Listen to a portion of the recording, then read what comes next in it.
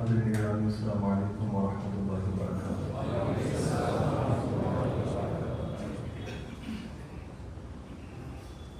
الحمدللہ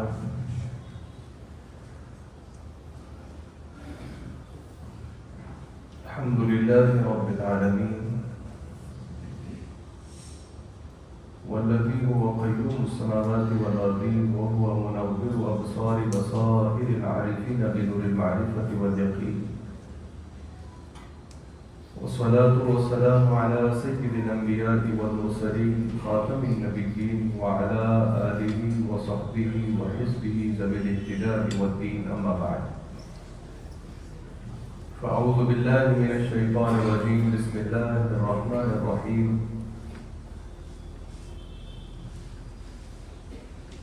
أولئك كتب في قلوبهم الإيمان وأيدهم بروح منه، آمنت بالله صدق الله مولانا العظيم وبلغنا رسوله النبي الأمين المتين المكين المعين المبين الكريم، ونحن على ذلك لمن الشاهدين والشاكرين والذاكرين والحامدين والحمد لله رب العالمين۔ آئیے قبل از معروضات میں اور آپ مل کر ساری کائنات کے مرکز عقیدت و محبت مصطفیٰ جان رحمت شمع بزم ہدایت نوشہ بزم جنت عرش کی زیب و زینت فرش کی طیب و نزہت کونین کے دولہا پیغمبر اعظم شفیع اکرم تاجدار ہل و حرم سرور سربراں محبوب محبوباں انیس بے کساں چارہ ساز دردمنداں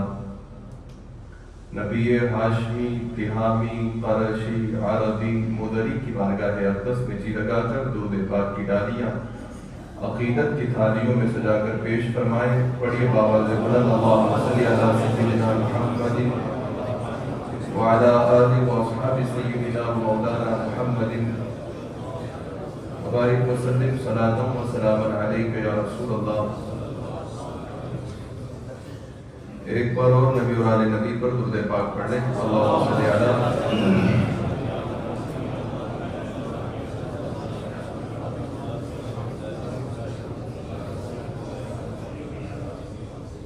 ہندوستان کی سرزمین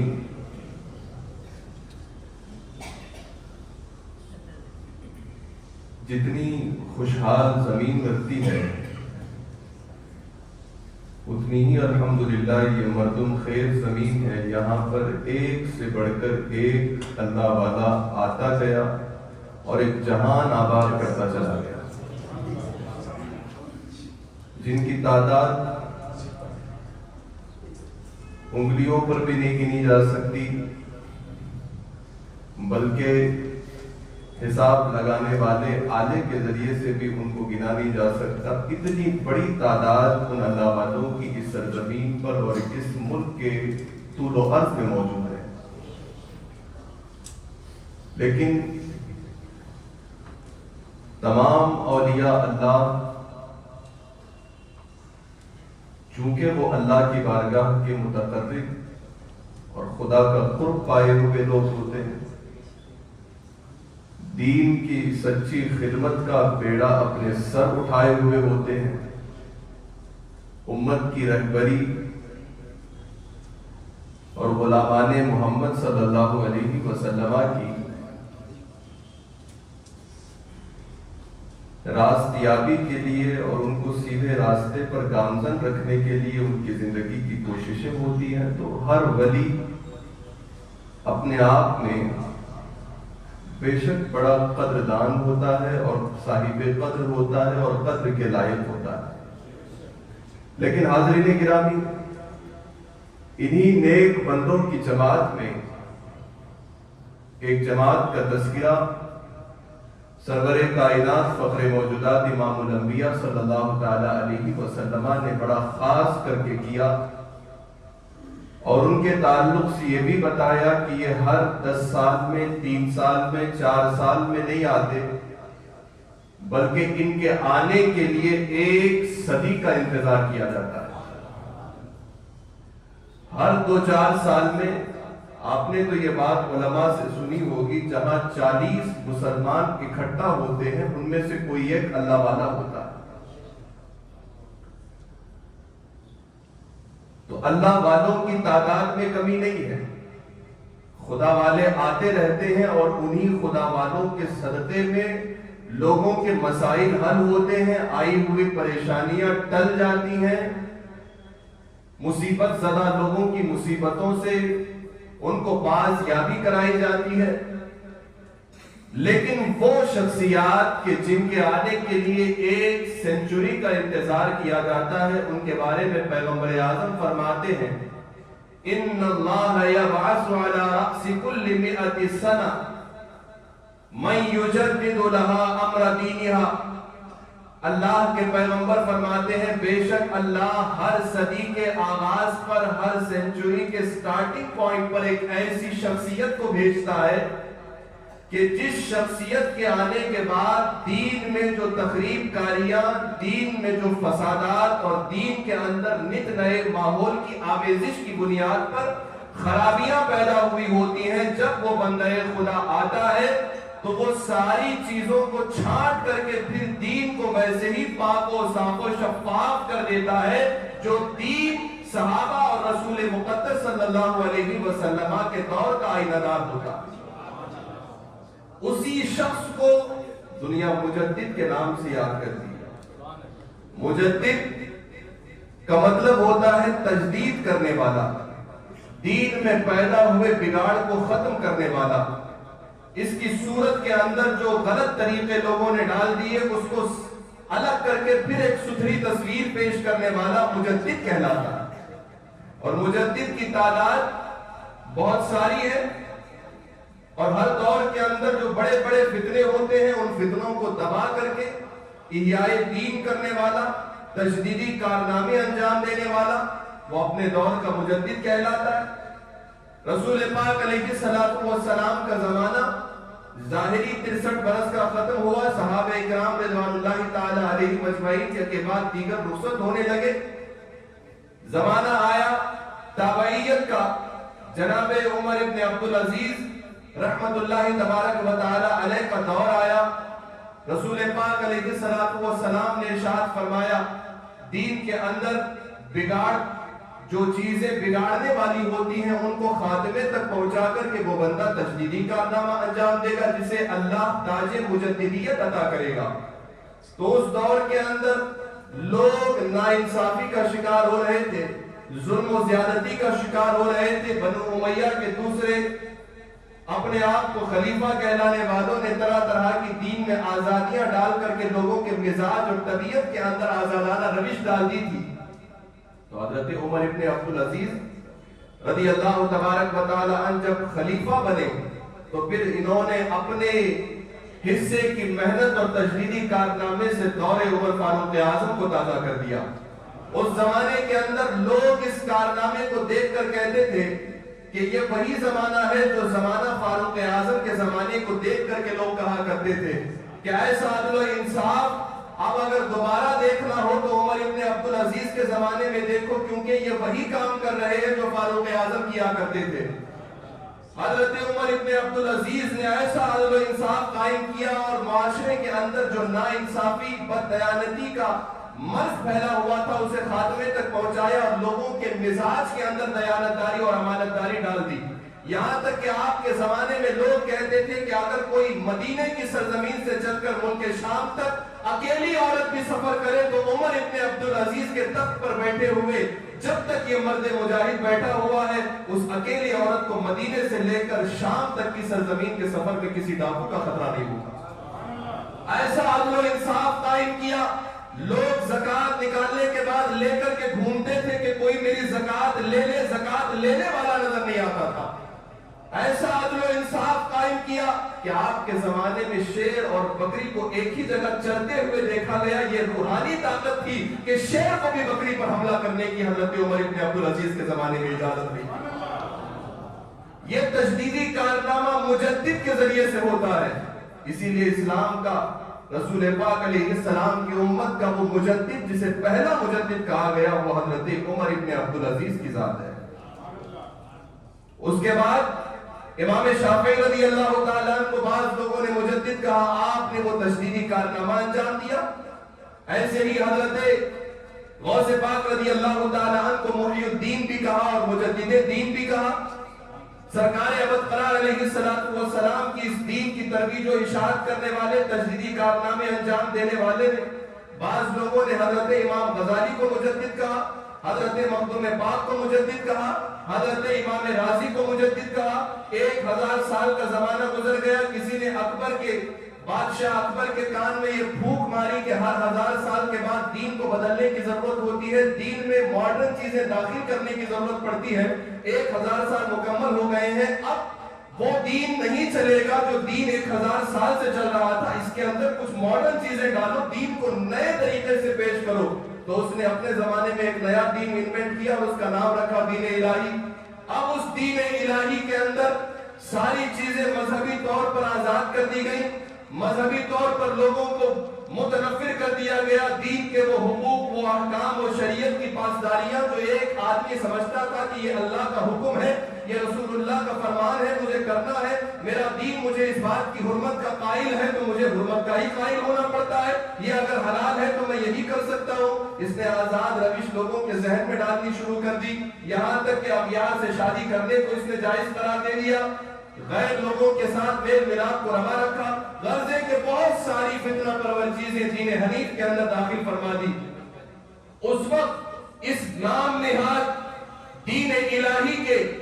مد مقابل جو مرد مجاہد آیا اور اس نے آ کر کے للکار کر اکبر کی بادشاہت اور حکومت کے آگے ٹھہر کر کہا کہ 1000 سال کیا، 10,000 سال کیا، 1,00,000 سال کیا، 1 کروڑ سال بھی گزر جائیں گے تو اب کسی نئے دین کی اسلام کو حاجت نہیں ہے، دین قیامت تک وہی چلے گا جو میرے آقا محمد الرسول اللہ چھوڑ کر گئے ہیں، اور شریعت وہی چلے گی جو پیغمبر اعظم مصطفیٰ جان رحمت کی آپ نے احکام مکمل کر دیے، مکمل دین حنیف امت کو عطا کر دیا، قیامت تک اس میں کسی چینجز کی گنجائش نہیں ہے۔ وہ جس نے للکار کر کے ایک بادشاہ کے آگے ٹھہر کر کلمہ حق کہا تھا، اسی کو مجدد الفسانی شیخ احمد فاروقی سرہندی کہا جاتا۔ یہ مجدد الفسانی کی ذات جنہوں نے بادشاہ وقت کو للکار کر کے کہا، ایک عام آدمی سے بھی آج کے دور کا حال یہ ہے، رسول اللہ نے فرمایا تھا کہ یاد رکھو اے ایمان والو، جب امر بالمعروف اور نہی عن المنکر کو میری قوم، میری امت چھوڑ دے تو یاد رکھنا پھر اس کے بعد کوئی دوسری چیز نہیں آئے گی، پھر اس کے بعد قیامت ہی آئے گی۔ امر بالمعروف اور نہی عن المنکر یعنی برائی کو دیکھو تو روکو، کوئی غلط کام کرے تو اسے اچھائی کا حکم دو۔ آج زمانہ بدل گیا ہے، آج بیٹے کو غلط کرتا ہوا دیکھ کر کے بھی باپ نہیں ٹوکتا ہے، سامنے مسلمان بھائی جانتا ہے کہ یہ سامنے والے کا حق مار رہا ہے لیکن اس کا سپورٹ کرتا ہے، اس کے خلاف نہیں بولتا ہے۔ کیوں؟ لوگوں کو اپنی رواداریوں کی پرواہ ہے، شریعت کی حصہ داری کی پرواہ نہیں ہے، شریعت کی تابعداری کی پرواہ نہیں ہے۔ اسی لیے سرور کائنات نے فرمایا اے امت، تم اسی وجہ سے عزت والی امت بنا کے بھیجی گئی ہو کہ تمہاری عادت یہ تھی تأمرون بالمعروف وتنہون عن المنکر۔ امت مصطفیٰ کو اوسط امت وسط اس وجہ سے قرار دیا گیا کہ امت مصطفیٰ کی خاصیت قرآن بیان کرتا ہے کہ تم اچھائی کا حکم دیتی ہو، تم برائی سے روکتی ہو، لوگوں کو بھلائی کی طرف آمادہ کرتے ہو اور برائی سے ان کو بچانے کی کوشش کرتے ہو۔ اسی لیے اس صفت کی بنیاد پر اللہ نے تمہیں عزتیں دی ہیں۔ اور حضور فرماتے قیامت کے قریب جب لوگ امر بالمعروف اور نہی عن المنکر کو چھوڑ دیں گے، یعنی اچھائی کا حکم دینا چھوڑ دیں گے، برائی سے روکنا چھوڑ دیں گے، تو فوراً قیامت ان پر مسلط ہو جائے گی، اب انہیں اس قیامت کے عذاب سے کوئی نہیں بچا سکتا۔ تو ایک آدمی جہاں آج عام سا عام آدمی بھی پتہ نہیں کس خوف سے اور دنیا کی لالچ اور طمع کے اندر سامنے غلط ہوتے ہوئے بھی غلط کو غلط بولنے کے لیے تیار نہیں ہے، تو ایک وہ وقت ہے کہ سامنے کرسی پر بادشاہ بیٹھا ہوا ہے، اور وہ بادشاہ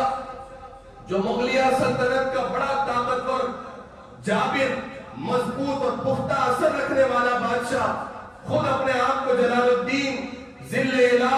شہنشاہ وقت، نہ جانے کون کون سے القابات سے ملقب کیا ہوا، تخت پر پورے تمطراق کے ساتھ بیٹھا ہوا ہے، لیکن برسر دربار بلا کر کے جب حضرت مجدد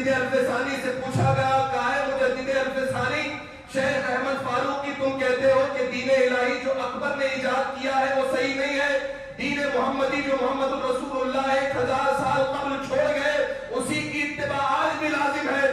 تو آپ نے فرمایا تھا یہ میرا نعرہ نہیں ہے، یہ 1000 سال سے گزرے ہوئے میرے سارے اکابر کا نعرہ تھا اور مجھ غلام کا بھی وہی نعرہ ہے۔ دین کو اب جو رسول اللہ دے کر گئے صبح قیامت تک کسی نئے پن کی، کسی تجدید کی، کسی ماڈرنائزیشن کی ضرورت نہیں ہے، یہ دین ہمیشہ کے لیے رسول اللہ تازہ چھوڑ کر کے گئے اور حضور نے فرما دیا کہ میں نے تم کو ایک ایسے دین پر چھوڑا ہے جس کا دن بھی دن ہے، جس کی رات بھی دن ہے۔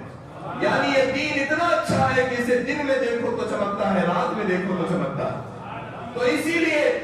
ایک ظالم بادشاہ کے آگے ٹھہر کر حضور نے فرمایا جب سرور کائنات سے پوچھا گیا کہ یا رسول اللہ سب سے بڑا جہاد کون سا ہے،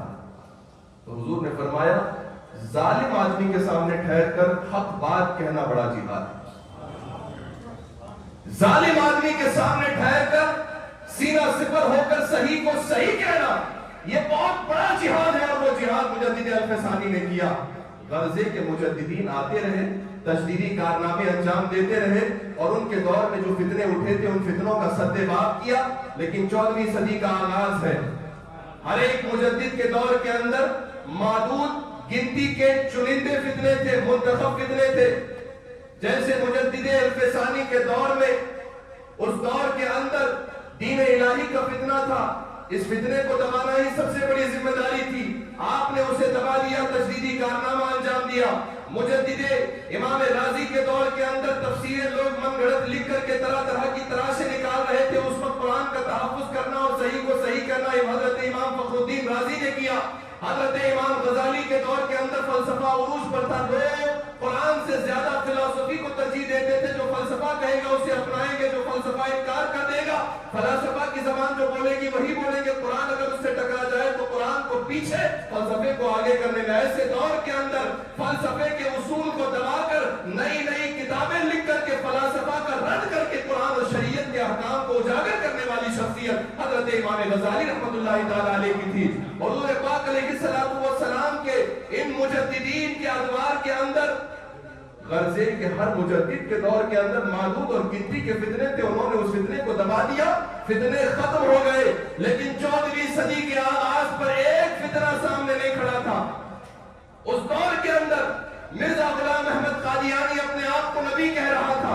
بعض لوگ رسول اللہ کے علم کو اپنی طرح کہہ رہے تھے، عقیدہ اسلامیہ کے اندر تبدیلیاں کر کے نئے نئے عقیدے پیش کر رہے تھے، کچھ لوگ کہہ رہے تھے کسی امام کی تقلید ضروری نہیں ہے، ہم خود آزاد ہیں، جس کی چاہے اتباع کرے، قرآن ہمارے لیے کافی ہے۔ اہل قرآن کا فتنہ الگ، اہل حدیث کا فتنہ الگ، نت نئی جماعتیں اور ان کی بگاڑی ہوئی تراشیں الگ، قرآن کے اندر نئی نئی تفسیریں نکال کر کے معنی اور مفاہیم بدلنے کی سازشیں الگ، انگریزوں کے سامنے نئے نئے مسائل الگ۔ دور کے اندر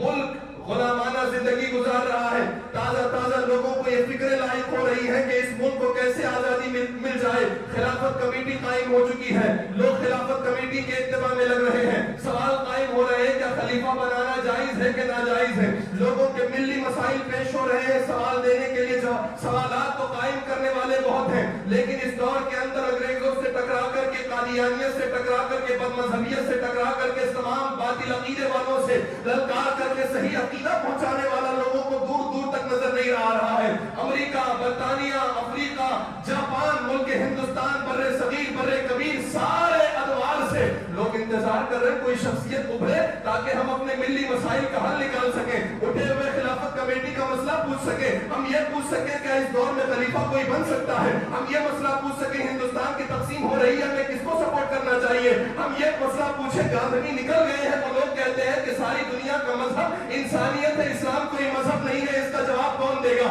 لوگ کہہ رہے ہیں یہودیوں کے ساتھ میل جول جائز ہے، کہ یہودیوں سے ہمارا تعلق بن سکتا ہے؟ لوگ پوچھ رہے ہیں اسلام بھی اہل کتابی کی طرح ہے، جیسے نصرانی تھے، جیسے یہودی تھے، ویسے ہی کتاب کی اتباع کرو۔ غرضے کے بے شمار فتنے سامنے ٹھہرے ہوئے ہیں، امت کی نگاہیں ڈھونڈ رہی ہے کوئی ایک ایسا مرد کامل جس کے پاس ملی سوالوں کا جواب بھی ہو، سماجی سوالوں کا جواب بھی ہو، سائنس کے اٹھے ہوئے فتنوں کا جواب بھی ہو، لوگوں کے پھیلائے ہوئے غلط عقیدوں کا جواب بھی ہو۔ زمانے کے اندر جتنی خرابیاں ہوئی ہیں ان ساری خرابیوں کو، اخلاقی خرابی سے لے کر عقیدے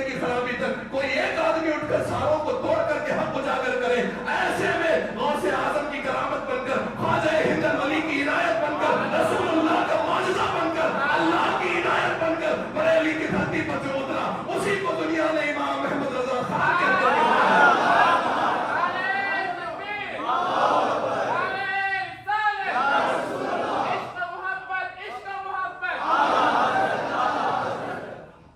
وہ شخصیت، اسی لیے ہر مجدد کو صرف مجدد کہا۔ عمر ابن عبدالعزیز مجدد ہیں، امام راضی مجدد ہیں، امام غزالی مجدد ہیں، مخدوم پاک مجدد ہیں، حضرت شیخ احمد فاروقی سرہندی مجدد ہیں، شاہ عبدالحق محدث دہلوی مجدد ہیں، ملا علی قاری مجدد ہیں، لیکن امام احمد رضا کو صرف مجدد نہیں مجدد اعظم کہا۔ اس وجہ سے مجدد اعظم کہا کہ ان کے دور میں گنتی کے فتنے تھے اور امام احمد رضا کے دور میں گنے چنے فتنے نہیں ہیں۔ ادھر مشرق میں دیکھو تو فتنے اٹھے ہوئے ہیں، شمال میں دیکھو تو فتنے اٹھے ہیں، چاروں طرف سے فتنے، اور فتنوں کا جواب دینے کے لیے کون؟ ایک اللہ والا بریلی کی مسند پر قلم اور کاغذ لے کر بیٹھا ہوا ہے۔ جیسے ہی فتنہ اٹھا، قلم کی دھار چلی، کاغذ پر اللہ اور اس کے رسول کے نقشے بن گئے، اللہ اور اس کے رسول کے حکام کے نقشے اتارتا گیا، دنیا میں پھیلاتا گیا، اور نو کے قلم سے ہر اٹھے ہوئے باطل طاقت کو، بد اعتقادیت کو ایسا جواب دیا کہ ایک قلم نے ساری دنیا کے غلط عقیدوں کو ڈھانپ دیا، حق کا پھر عالم میں اجالا ہو گیا۔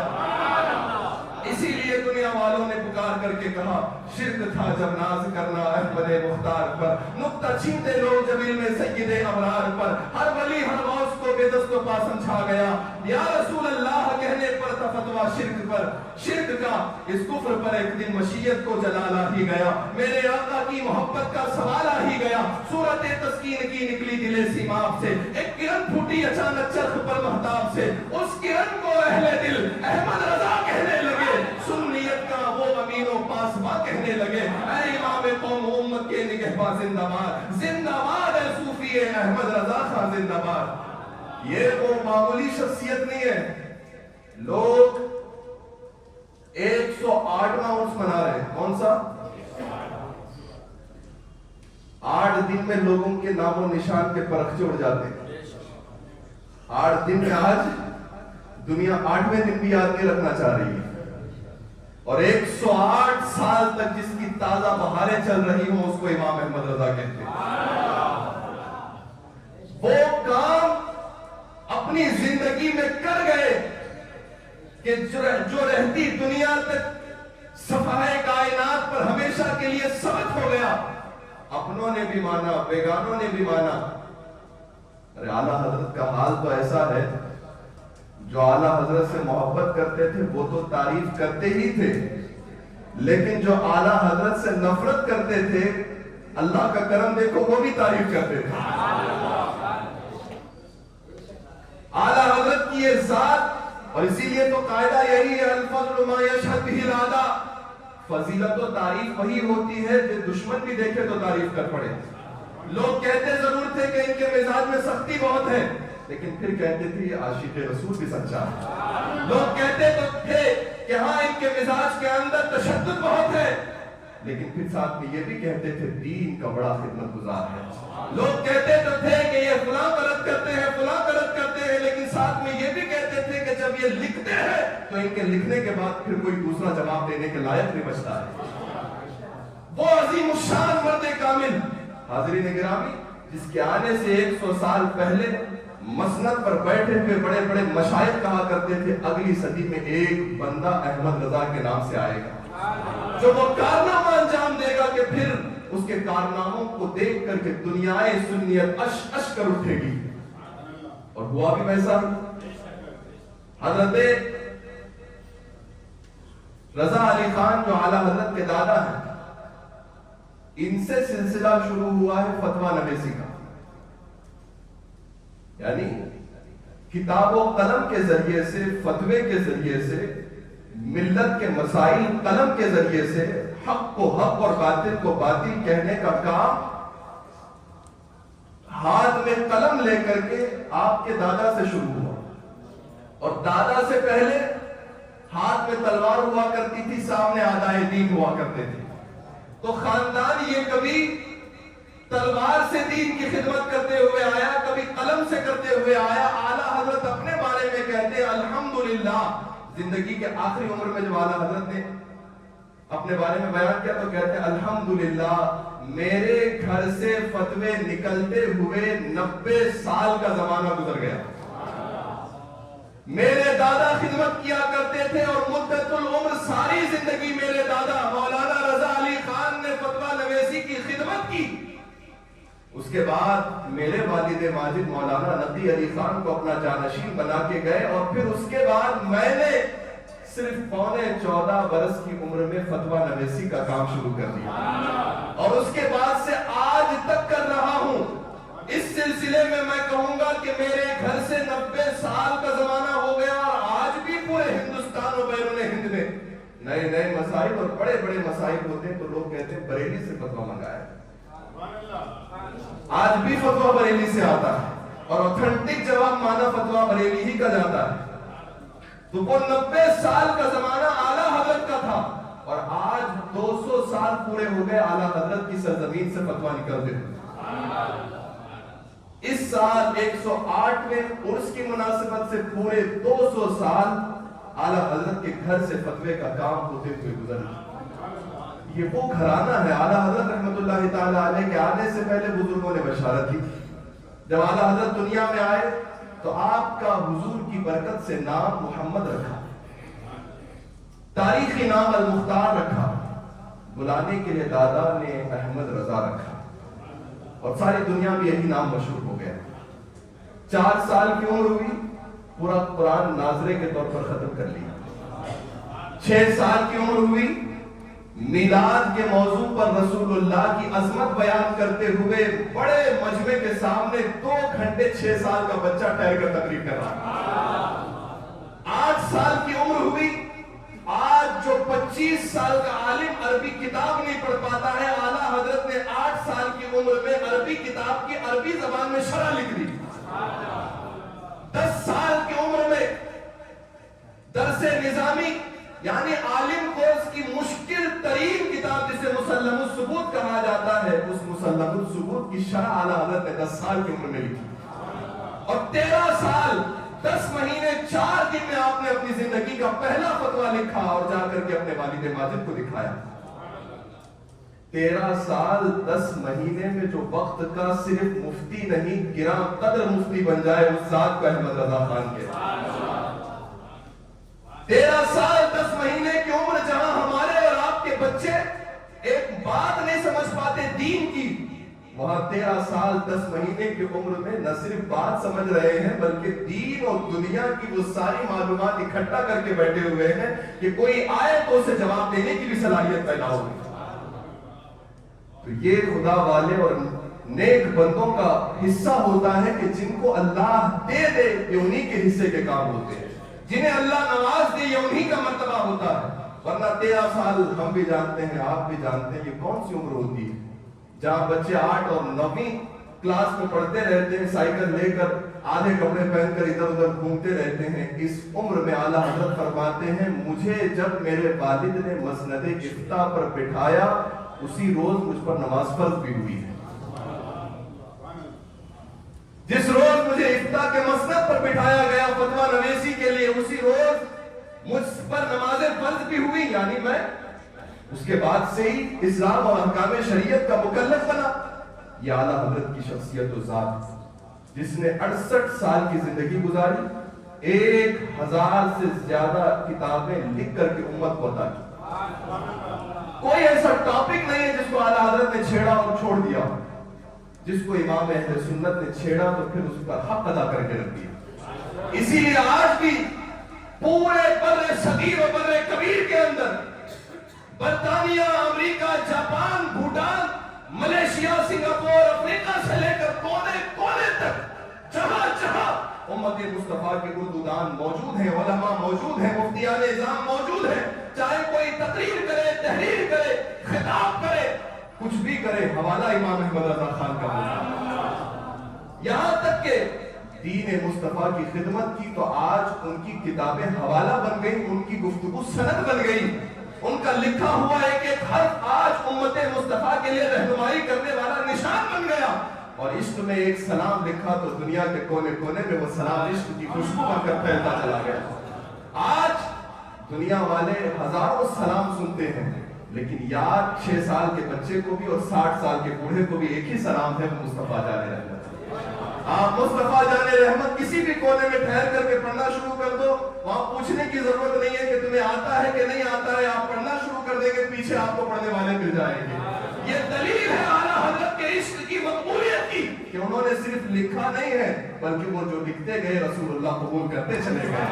وہ لکھتے گئے اللہ کی بارگاہ میں قبول ہوتا چلا گیا۔ تبھی تو بخار کی حالت میں کعبے کے صحن میں بیٹھ کر جب وہاں گئے، لوگوں نے کہا امام احمد رضا تمہارے بارے میں یہ عقیدہ سنا ہے کہ تم حضور پاک علیہ الصلوۃ والسلام کو عالم غیب جانتے ہو، کہ ان کے پاس علم غیب تھا؟ تو اعلیٰ حضرت نے کہا بے شک میرا یہی عقیدہ، بلکہ میرا کیا 14 صدیوں کے سارے اہل سنت کا یہی عقیدہ کہ حضور علم غیب جانتے ہیں۔ حضور کو اللہ نے سارے علم غیب کا سینے پر آپ کا خزینہ بنا دیا۔ تو پھر جب یہ بحث چھڑی تو اعلیٰ حضرت رحمۃ اللہ تعالیٰ علیہ کو وارن کیا گیا اور کہا اگر آپ اس عقیدے کو اگر قرآن اور حدیث سے ثابت نہیں کریں گے تو یہاں حرمین سے آپ کو جانے نہیں دیا جائے گا۔ اعلیٰ حضرت گئے حج کرنے کے لیے، نہ ساتھ میں کتابوں کا ذخیرہ، کچھ بھی نہیں، تنہا آدمی گزر حرمین شریفین کی زیارت کے قصد سے پہنچے ہوئے ہیں۔ لوگوں نے اعتراض کیا، علماء سے بحث ہوئی، بحث چھڑی تو آپ صحن کعبہ میں بیٹھ گئے، باب کعبہ کے سامنے قلم اٹھایا، لکھنے لگے۔ 8 گھنٹے مسلسل لکھا، نہ ساتھ میں کوئی کتاب، نہ کوئی ہیلپنگ ہینڈ، نہ کوئی بیکنگ، اکیلے باب کعبہ کے سامنے قلم اور کرتاس لے کر بیٹھے ہیں۔ 8 گھنٹے کے بعد 450 پیج کی ایک کتاب دنیا میں معرض وجود میں آئی اور علم و فضل کے ایسے دریا بہا دیے، بغیر کسی کتاب کے، بغیر کسی ہیلپنگ ہینڈ کے، بغیر کسی بیکنگ و مدد کے امام احمد رضا نے 8 گھنٹے میں باب کعبہ کے سامنے کتاب لکھی اور نام لکھا دولت المکیہ بالمادۃ الغیبیہ۔ 8 گھنٹے میں کتاب لے کر دیکھتی، اب تم پڑھتے رہو اور حوالہ ڈھونڈتے رہو۔ میں نے عقل جب یہ واقعہ سنتی ہے تو تھوڑی دیر کے لیے کشمکش میں آ جاتی ہے، ہو سکتا ہے کسی نے بنا کر کے لکھا ہو، لیکن اس کے عین شاہدین جب لوگوں نے امام اہل سنت کو آنکھوں سے دیکھا کہ وہ اکیلے بیٹھ کر باب کعبہ کے سامنے لکھ رہے ہیں، 8 گھنٹے مکمل ہو گئے، بخار کی حالت ہے، اکیلے لکھ رہے ہیں، تو اس کے بعد پوچھا کہ اے احمد رضا بریلی سے تنہا آئے تھے، نہ کوئی کتاب ہے، ایک قلم اور کاغذ لے کر کے آپ بیٹھ گئے اور اتنی بڑی کتاب لکھ دی، آپ کو ڈر نہیں لگتا کہ کچھ غلطی ہوئی ہوگی؟ اتنا تو ہو سکتا ہے ظاہری طور پر کہ چلیے آپ نے صحیح لکھا ہوگا، 2-4 پیج خراب ہو گئے، کچھ غلط بات لکھی ہوگی، کیونکہ آپ کے پاس حوالہ نوٹ کرنے کے لیے، ریفرنس نوٹ کرنے کے لیے کوئی سامنے کتاب نہیں ہے، کچھ تو ہوگا۔ اعلیٰ حضرت رحمت اللہ تعالی علیہ نے کہا کہ جب ایک طرف مولائے کائنات بیٹھے ہو،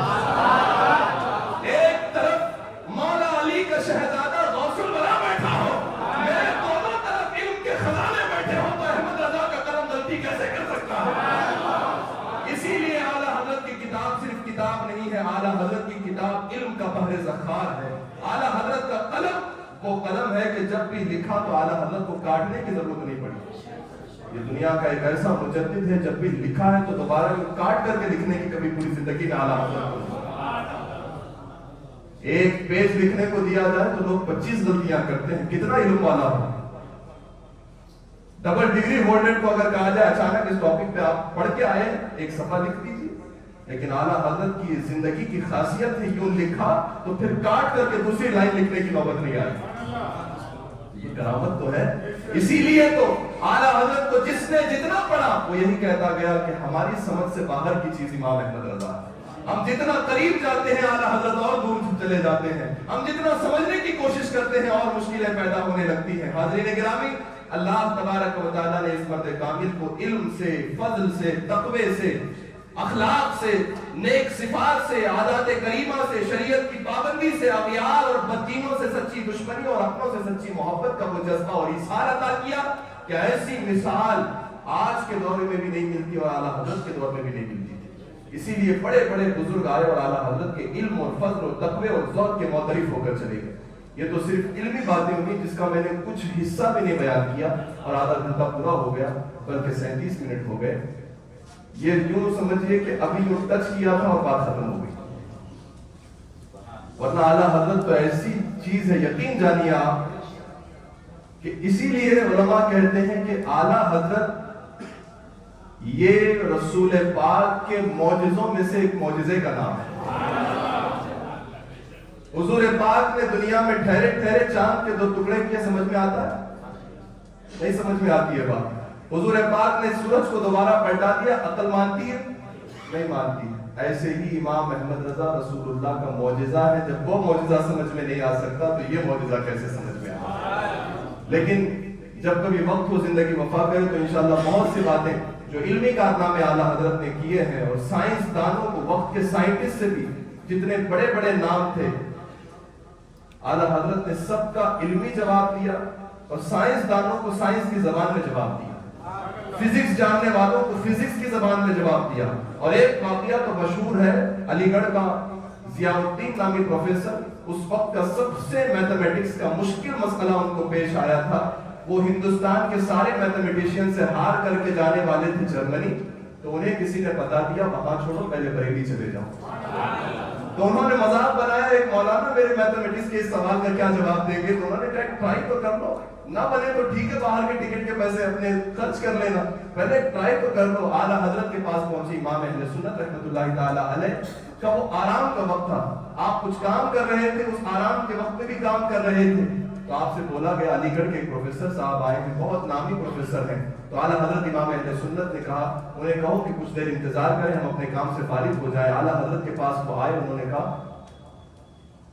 حضور یہ مسئلہ درپیش، آپ نے کہا اپنا مسئلہ آپ اس پر لکھ دیجیے۔ وہ 1 مہینے سے پریشان تھا اس میتھمیٹکس کے مسئلے کو لے کر۔ اعلیٰ حضرت کے سامنے انہوں نے بیٹھ کر بہت دیر تک وہ مسئلہ لکھا، سوال لکھ کر کے پیش کیا، 2 منٹ بھی نہ گزرے تھے، اعلیٰ حضرت نے برت لیا اور جواب لکھا اور واپس پلٹا کے دے دیا کہ یہ اس کا جواب۔ یہ ذات امام احمد رضا خان کی ہے، اسی لیے ساری دنیا اعلیٰ حضرت کو آج صرف ایک مولانا، ایک عالم فاضل اور مفتی کی حیثیت سے نہیں دیکھتی ہے، بلکہ امام احمد رضا کو وقت کے ایک عظیم سائنسدان کی حیثیت سے بھی دیکھتی ہے۔ حاضرین گرامی، اللہ تعالی ہم سب کو اعلیٰ حضرت کی تعلیم پر قائم رکھے، اعلیٰ حضرت کے بتائے ہوئے نقش قدم پر قائم رکھے۔ آپ تمام احباب سے گزارش ہے کہ جیسے کہ ہم نے گزشتہ جمعہ عرض کیا تھا، یہ عرس اعلیٰ حضرت کے دن چل رہے ہیں، اسی مناسبت سے انشاءاللہ العزیز اب تو یہ وقت ہو گیا ہمارا نماز اور خطبے کا، جیسے ہی خطبہ ہو پھر اس کے بعد نماز کے لیے باجماعت کھڑے ہو جائیں گے، پھر اس کے بعد انشاءاللہ العزیز دعائے ثانی نہیں ہوگی اس بیچ، کیونکہ 2:38 پہ اعلیٰ حضرت کے وصال کا ایگزیکٹ ٹائم 2:38 ہے، تو 2:38 پر انشاءاللہ کل شریف ہوگی، اس کل شریف پر آپ تمامی حضرات شامل رہیں، اور اس بیچ جو ٹائم ہے وہ انشاءاللہ اعلیٰ حضرت کی جو وصیتیں تھیں آخری وقت میں جو آپ نے لکھی امت کے لیے اور گھر والوں کے لیے، وہ بیان کی جائیں گی۔ آپ تمام مکمل تیاری کے ساتھ اتنا وقت اللہ اور اس کے رسول کی رضا کی خاطر ایک نیک بندے کی بابرکت وصیتیں سننے کی نیت سے بیٹھے اور کل شریف میں شامل ہو کر کے جائیں۔ دوسری بات یہ ہے کہ اب چونکہ ہم نے بہت پہلے اعلان کر دیا تھا کہ میلاد شریف کی جو تقریبات ہیں، پروگرامات ہیں، وہ انشاءاللہ اس کی ساری اپڈیٹس ہم آپ کو اسکرین پر بھی ڈالیں گے اور واٹس ایپ گروپ پر بھی شیئر کریں گے، لہٰذا جن لوگوں نے ابھی تک واٹس ایپ گروپ اور اس کو جوائن نہیں ہوئے ہیں تو ان سے میری گزارش ہے کہ اگر وہ میلاد کے سارے پروگرامات کی تفصیل سے ڈیٹیلز جاننا چاہتے ہیں تو وہ گروپ میں جوائن ہو جائیں اور ان کے اندر آنے والی ساری ڈیٹیلز کو پڑھ کر کے اسے فالو کریں اور مسجد کی شیڈول کے حساب سے آپ تشریف لائیں۔ تیسری بات یہ ہے کہ میلاد شریف آنے والا ہے نا، سب سے بڑی عید ہے میلاد کی، جس کے صدقے ساری عیدیں ملی، وہ عید میلاد النبی ہے، اور میلاد میں حضور پاک علیہ الصلوۃ والسلام سے اظہار محبت ہوتا ہے، سارا سال ہم کرتے ہیں، میلاد میں اور زیادہ کرتے ہیں، ہے نا۔ عاشق تو ایک ایک سیکنڈ بھی عاشق ہی ہوتا ہے، کوئی ایسا لمحہ اس کی زندگی میں نہیں آتا کہ وہ عشق سے ہٹ جائے، وہ کنٹینیو عشق ہوتا ہے، لیکن عشق کے اظہار کا طریقہ اور اظہار پہ جذبہ اور جولانیت کب آتی ہے؟ جب میلاد کی بہاریں آتی۔ تو میلاد شریف آ رہا ہے اور ماشاءاللہ 12 روزہ مسلسل سیرت مصطفیٰ پر بیان ہو، بولیے بھائی اچھی بات نہیں ہے؟ میلاد پر سیرت مصطفیٰ پر بیان ہو رہا ہے نا، اس پر ایسے ماشاءاللہ نہیں چاہیے کہ آپ کی ماشاءاللہ سے لگے کہ آپ آلریڈی سب جانتے ہیں۔ سیرت مصطفیٰ پر مسلسل کنٹینیو 12 روز بیان ہوگا اور آپ سب انشاءاللہ سننے کے لیے آئیں گے، فرسٹ سیکنڈ تھرڈ فلور، نیچے گراؤنڈ فلور والے، میں آپ کو نہیں دیکھ رہا ہوں، اللہ اور اس کے رسول آپ کو دیکھ رہے ہیں۔ تو آپ اپنے طور پر دل میں عہد کر لیجئے کہ سیرت مصطفیٰ سمجھنے اور سمجھ کر کے سن کر کے عمل کرنے کی نیت سے انشاءاللہ 12 دن مسلسل بغیر کسی گیپ کے آپ لوگ آئیں گے انشاءاللہ. اوپر والے ایک منٹ تھوڑا آپ لوگ سائلنٹ ہو جائے. اوپر والوں کی صرف انشاءاللہ کی آواز آئے تاکہ لگے کہ کتنے لوگ آئیں گے. اوپر والے بول دیں ذرا.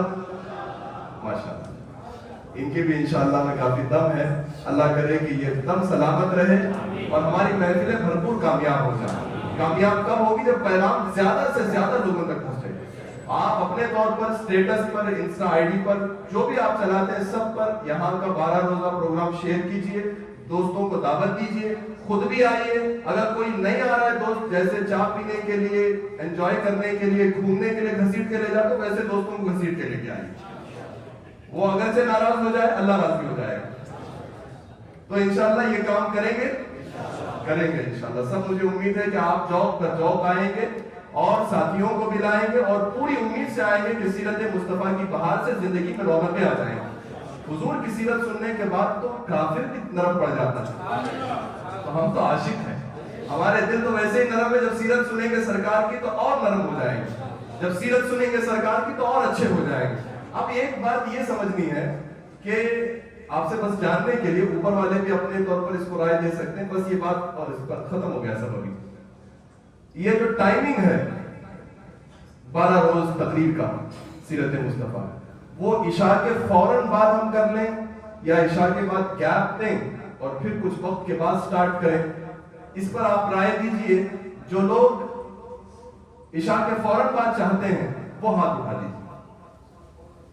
عشاء کے فوراً بعد والے ہاتھ اٹھا دیں. اوپر والے بھی ہاتھ اٹھا دیں, کیمرہ آپ کو دیکھ لے گا.